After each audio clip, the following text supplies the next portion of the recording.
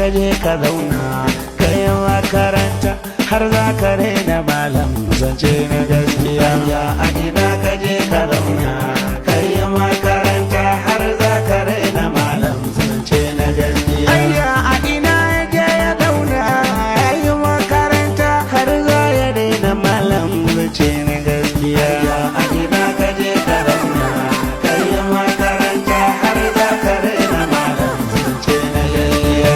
Malam ko me kake yi nuna gaskiya sai ta zamo matakalarka zance na gaskiya. Sai ka ga disharin magauta ko me suke wataran sun zube gabanka zance na gaskiya. Ya Allah ka kara malam Isa shafanta mi wanda baya shirka zance na gaskiya. Yau wasu na za a zagi malam Allah yana gani ya maka kariya gabanka zance na gaskiya. Dale masu mashari malam kansu za ya koma sai ka wuce su ganka zance na gaskiya.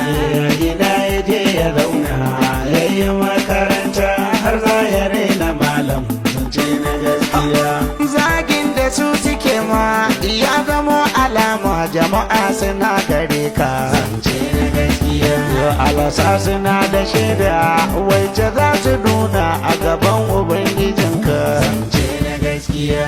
Zagin da ku kuke yi amma ba za mu rama ba mun bar ku ne da Allah zance na gaskiya. Kiɗa ƙarya da yin shari'a komai kuke yi mun bar ku nan ga Allah zance na gaskiya. Yau da yana cikin ku kuma ya aikata na san ba ku nuna illa zance na gaskiya.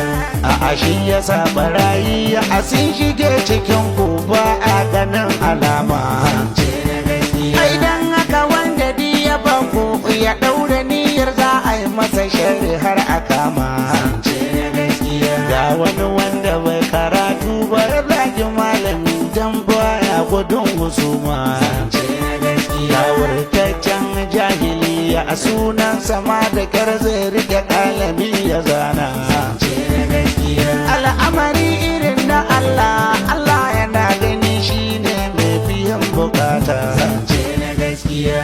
Ga azalumai muna kallo su ka ɗauka sata sun bar mu ba wadata zance na gaskiya. Muna ji muna gani komai ya taɓarɓare ƙasar mu ta tawo wulakantance na gaskiya.